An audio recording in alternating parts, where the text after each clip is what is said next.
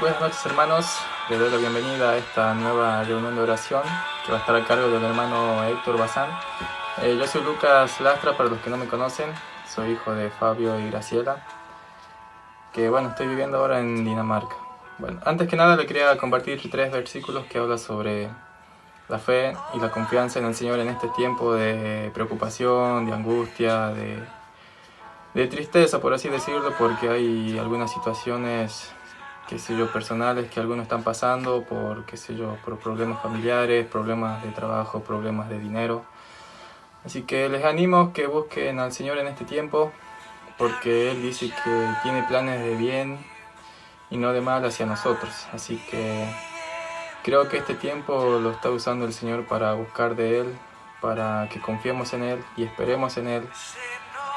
Y Él tiene la respuesta a todo, así que seguramente que después de esta lluvia hará que crezcan las flores, ¿no? Así que bueno, les leo los 3 versículos. Uno está en Mateo 21, capítulo 21, que dice: Jesús le respondió: en verdad les digo, si tienen confianza y no dudan, ustedes no solo podrán hacer lo que fue hecho al árbol de higos, sino también si le dicen a este monte, vete y échate en el mar, será hecho. En otras palabras, ustedes recibirán todo lo que pidan en oración, no importa lo que sea, siempre que tengan confianza. Así que el Señor nos anima a orar y a buscar de Él, orando creyendo que lo tenemos, orando creyendo que se va a hacer, porque Él tiene el poder y para Él nada es imposible. El otro versículo es Romanos 5, versículo 3, que dice: pero no solo esto, sino también gloriémonos en nuestras tribulaciones, porque sabemos que las tribulaciones producen paciencia. La paciencia produce carácter en todos sus sentidos, y el carácter produce esperanza. Y esta esperanza no nos abandona, porque el amor del Señor por nosotros ha sido derramado en nuestros corazones por medio del Espíritu Santo que nos ha sido dado. Así que seguramente que después de toda esta tribulación va a nacer la paciencia, y la paciencia dará su fruto en el Señor. Así que no se desanimen, que el Señor tiene todo bajo control y sabe por qué de todas estas situaciones. Y el último versículo está en Filipenses capítulo 4, que dice: no se preocupen por nada, por el contrario, hagan rogativas al Señor mediante oración y petición con acciones de gracia. Y entonces la paz del Señor, que sobrepasa todo entendimiento, guardará sus corazones y sus mentes en unión con el Señor Jesús. Así que esta es palabra del Señor, que dice que no nos preocupemos, que al contrario, le roguemos, le pidamos, porque Él tiene el poder para hacer posible lo imposible. Así que les animo que cantemos estas 2 canciones que van a cantar los chicos, que sea de bendición para ustedes, y en este tiempo busquemos al Señor, que Él está ahí esperando de nosotros. Que los bendiga desde acá. Y nada más que decir, vamos a las canciones.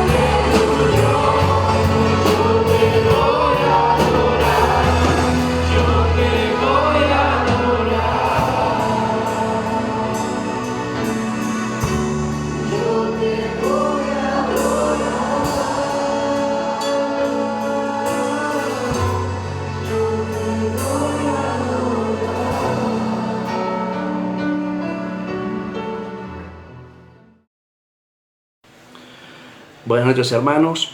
Hoy tenemos la oportunidad de hablar sobre la importancia que tiene para nosotros congregarnos en nuestra iglesia local.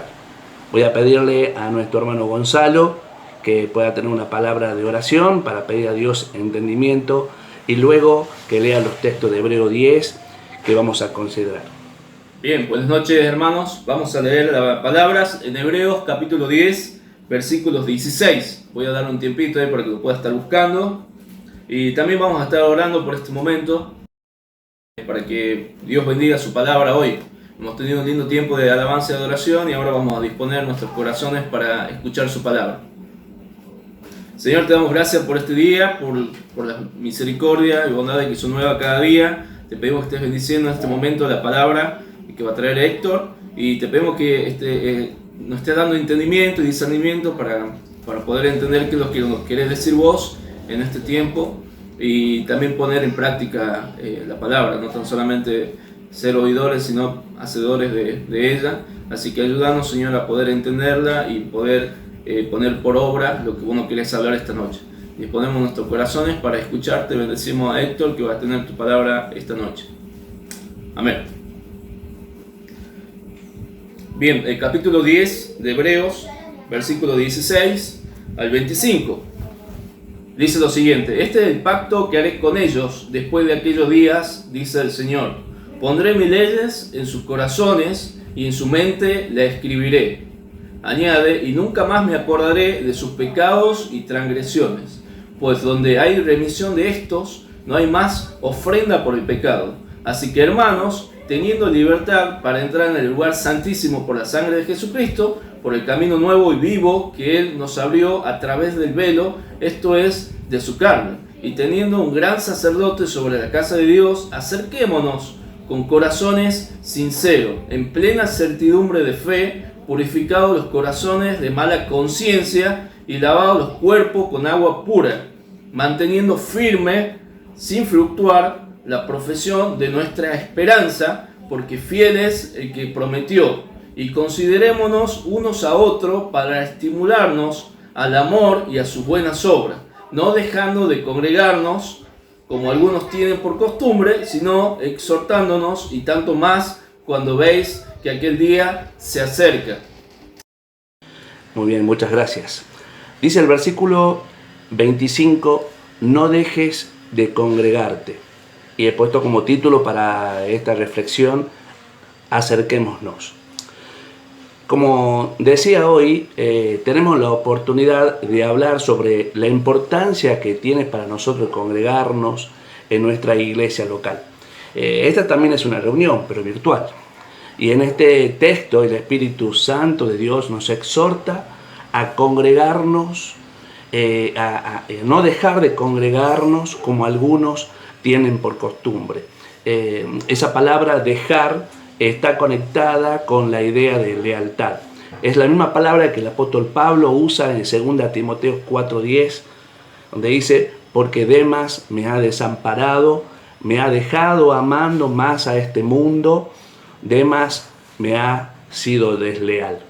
Es la primera palabra que el apóstol va a usar más adelante en el capítulo 13:5 para hablar de la promesa de Dios a sus hijos. Yo nunca te dejaré ni te desampararé. Nuestro Dios es leal a su pacto y por eso nunca abandona a los suyos.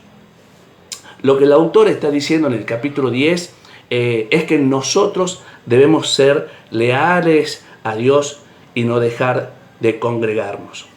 Antes de considerar la enseñanza de nuestros textos principales, 24 y 25, permítanme ponerlo en su contexto. Esta carta a los hebreos fue escrita a un grupo de judíos profesantes de la fe cristiana que estaban siendo maltratados a causa de su fe y estaban siendo presionados para que vuelvan al judaísmo. El otro gran tema de la carta es la perseverancia en medio de las dificultades y las persecuciones. Notemos el versículo 23, dice, mantengamos firme la profesión de nuestra esperanza sin vacilar, porque fiel es el que prometió. Mantengámonos aferrados a nuestra profesión de fe. No importa lo que pase, porque nuestro Dios es fiel a sus promesas. Eso es lo que nos quiere decir el autor de esta carta. Dios no nos ha prometido una vida sin problemas. Él lo que nos ha prometido son todos los recursos necesarios para que nosotros podamos perseverar hasta el fin a pesar de los problemas. Así que les dice la carta al autor, el autor de la carta, no se muevan de donde están, quédense ahí, y les dice resistan. En otras palabras les está diciendo congréguense, no dejen de congregarse.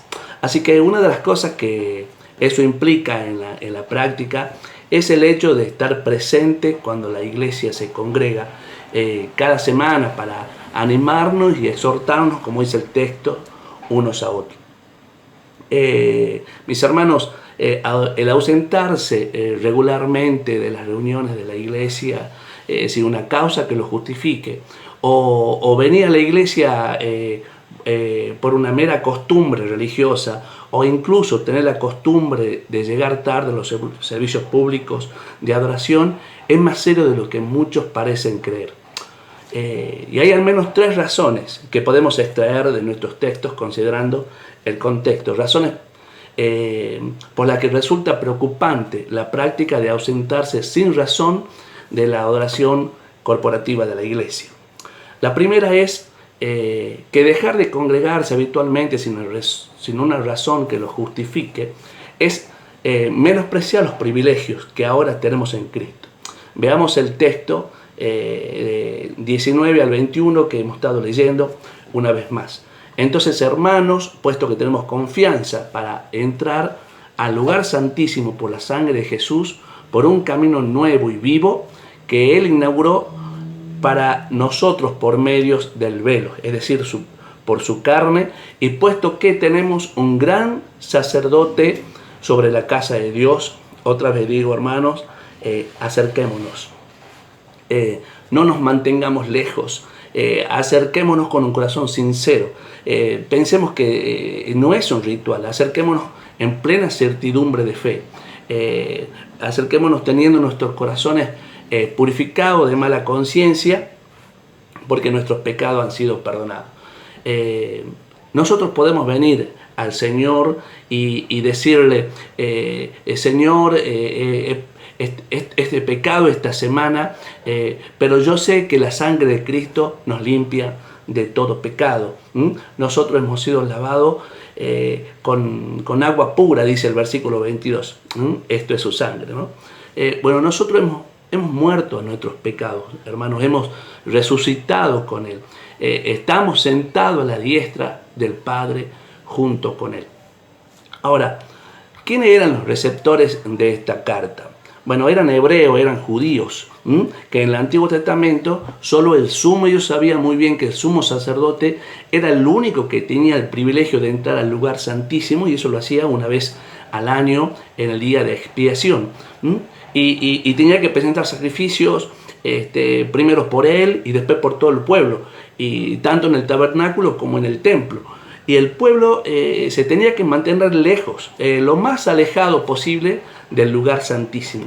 Pero el autor de esta carta nos dice que todos los cristianos podemos entrar con confianza a causa del sacrificio de Cristo en la cruz del Calvario. En otras palabras, hermanos, tenemos libre entrada a la presencia misma de Dios cuantas veces queramos, a causa de la sangre de Cristo que nos ha limpiado de todo pecado.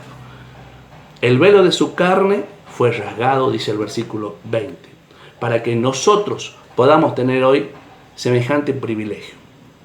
Tenemos un sumo sacerdote que nos representa y que no está en un templo hecho de manos humanas. La Conquija 90 no es la iglesia, nosotros somos la iglesia, y esta es la casa de Dios. Pablo dice en 1 Timoteo 3:14, esto te escribo, aunque tengo la esperanza de ir pronto a verte, para que si tardo sepas cómo conducirte en la casa de Dios, que es la iglesia del Dios viviente, columna y baluarte de la verdad. Acerquémonos, hermanos. Ahora, ¿qué significa acercarse a Él? Bueno, por un lado, sabemos que todo creyente de manera individual debe acercarse a Él en comunión, en oración, en adoración, a lo largo de toda su vida. Pero debemos acercarnos por medio de Jesucristo. Use ese privilegio, hermano, cuando usted esté solo, ¿no? Pero mis hermanos, algo extraordinario ocurre cuando nos congregamos como iglesia. Cada uno de nosotros sabemos bien que somos templo del Espíritu Santo, pero juntos, ve aquello que somos creyentes, ¿no? Pero juntos somos piedras vivas que conformamos un templo espiritual en el que habita Dios. La presencia especial de Dios desciende en medio de su pueblo, eso dice su palabra, y eso no ocurre en ninguna otra parte del mundo. Ahora, bueno, tenemos una reunión virtual, pero esta reunión no fue convocada por Dios, no fue convocada por los pastores de la congregación. Él nos convoca, hermanos, para que nos reunamos como pueblo y no como individuo. Eso es importante tener en cuenta en lo que vamos hoy hablando. En el original, la palabra eclesia, que traducido es iglesia, es decir, los que hemos sido llamados fuera del mundo para ser convocados en el cuerpo de Cristo. Es la iglesia de Cristo. Esto viene a ser evidente en una forma concreta cuando nos congregamos cada semana como iglesia. Dice Pablo en 1 Corintios 11, 18, cuando os reunís como iglesia, ¿no? Usemos una ilustración. Bueno, yo puedo ser parte de un equipo de básquet y durante toda la semana, 24/7, soy parte de ese equipo. Pero solamente soy equipo cuando estoy en la cancha. Solo yo no soy equipo, ¿no? Éxodo 20:24 dice: en todo lugar donde yo hiciere morar la memoria de mi nombre, vendré a ti y te bendeciré. Dice Mateo 18:20, donde están 2 o 3 congregados en mi nombre, ahí estaré yo en medio de ellos. Y el Salmo 50 dice: júntame a los santos, ¿no? Lo que han hecho conmigo pactos con sacrificio. Hay un salmo muy hermoso que dice que Dios ama más las puertas de Sión que las muchas moradas de Jacob. Significa que Dios ama a cada familia de esta congregación, ¿sí? Pero ama mucho más cuando puede ver a su pueblo juntos, reunidos, en armonía, en su presencia. Eso realmente es lo que regocija el corazón de Dios. Mirad cuán bueno y cuán deleitoso es habitar los hermanos juntos en armonía, porque ahí envía Jehová bendición y vida eterna. Cuando nos reunimos, somos como ovejas que responden al llamado de su pastor. Dice el texto: mis ovejas oyen mi voz. No deberíamos no acudir a su llamado, tampoco llegar tarde. El Señor nos llama, Él nos convoca. Tengamos en cuenta que somos nosotros los que le necesitamos a Él y no Él a nosotros, porque nosotros somos los que necesitamos su bendición. La pregunta es, ¿qué tanto nosotros estamos conscientes de ese privilegio cada vez que venimos o cada vez que nos reunimos como iglesia, ¿no? Venimos preparados para llegar a tiempo y tener un corazón dispuesto y una mente abierta. Y si no es así, déjenme decirles, hermanos, que estamos menospreciando ese privilegio que tenemos en Cristo, ¿no? Porque debemos considerar que somos un cuerpo en Cristo. Dice el versículo 24 y 25, y considerémonos unos a otros para estimularnos al amor y a las buenas obras, y no dejando de congregarnos como algunos tienen por costumbre, sino es exhortándonos, y tanto más cuando ves que aquel día se acerca. Recordemos que aquel día se acerca, dice la palabra, y vendrán días muy duros, que serán como dolor de parto, y la palabra de Dios nos dice perseverar. Perseverar es considerar, es meditar. Dice en Hebreos 3:1, dice donde el autor ahí explica, acuérdate de Jesucristo, considera a Jesucristo, busca a Jesucristo, ama a Jesucristo. piensa en Jesucristo. Eso está diciendo el autor, que lo estudiemos, que lo anhelemos, que lo busquemos, pero también dice, considera a tu hermano, pensá en ellos, cómo están tus hermanos. ¿Vos tenés amigos en la iglesia? ¿Sabés cómo están? ¿Ellos saben cómo estás vos? ¿No? No dice la palabra congréguense para que adoren en esto que estamos leyendo. Dice congréguense para exhortarse, estimularse mutuamente. La palabra paracaleos, que usa la Biblia, es ponernos al lado de la persona. Es la misma palabra que se usa para Espíritu Santo, para Consolador, para consolarlo al hermano, animarlo al hermano. Hay hermanos que están desanimados, tantos que ya no quieren seguir, que quieren tirar la toalla porque no pueden más. Y nosotros debemos reunirnos para esto, hermanos, y no con una mente individualista, ¿sí? Sino con un concepto de cuerpo. No podemos solo ir a la reunión a disfrutar una alabanza, a tener un momento con Dios, a solamente escuchar una predicación, porque no vamos fundamentalmente para eso, o no es la única misión por la cual nos congregamos, dice acá la palabra. Dice que nosotros venimos para estar en comunión con Dios y con los hermanos, a estar con ellos, en otras palabras. El Espíritu Santo de Dios nos dice congregaos, iglesias locales, con sus miembros particulares y sus pastores particulares. Bueno, esta es la segunda razón que yo veo acá en estos textos.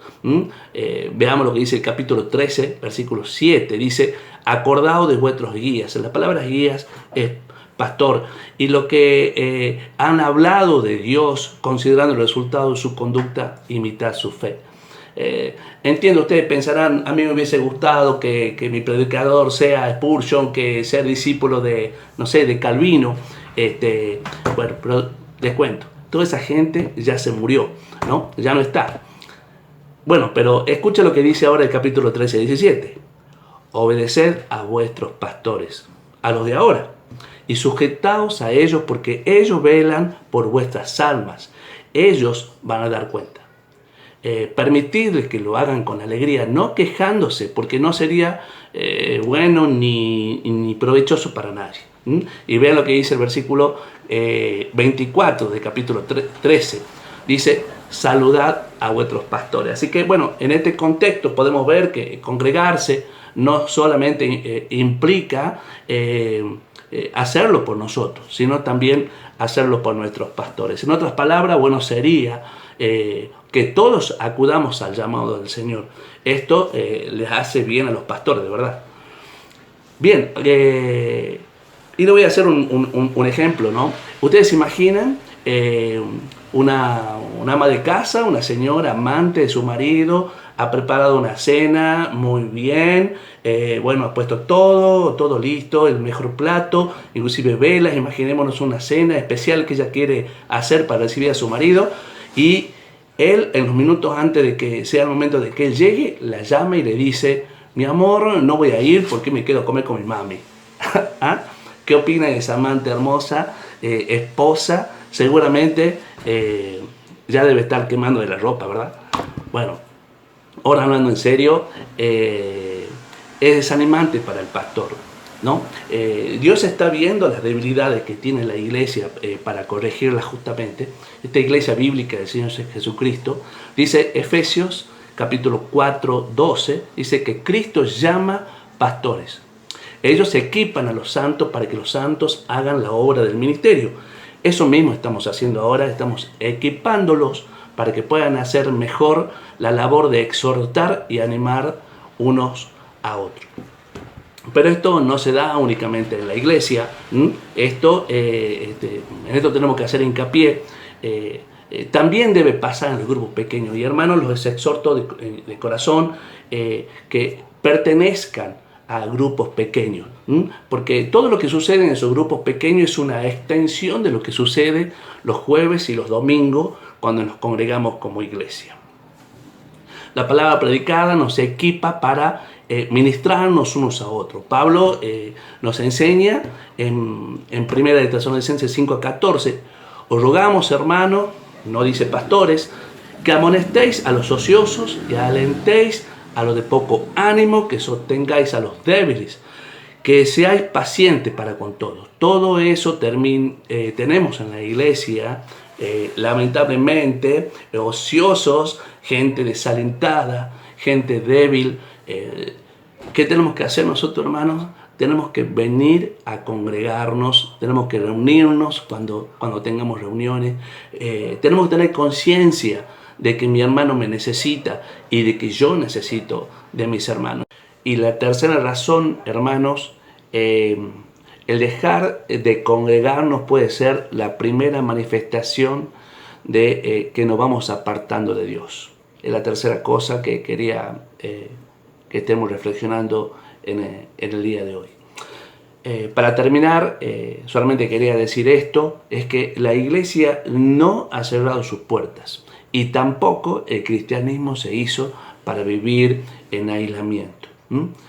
Bendiciones, hermanos, espero que la palabra de Dios haga tocar nuestros corazones, podemos seguir en contacto. Amén.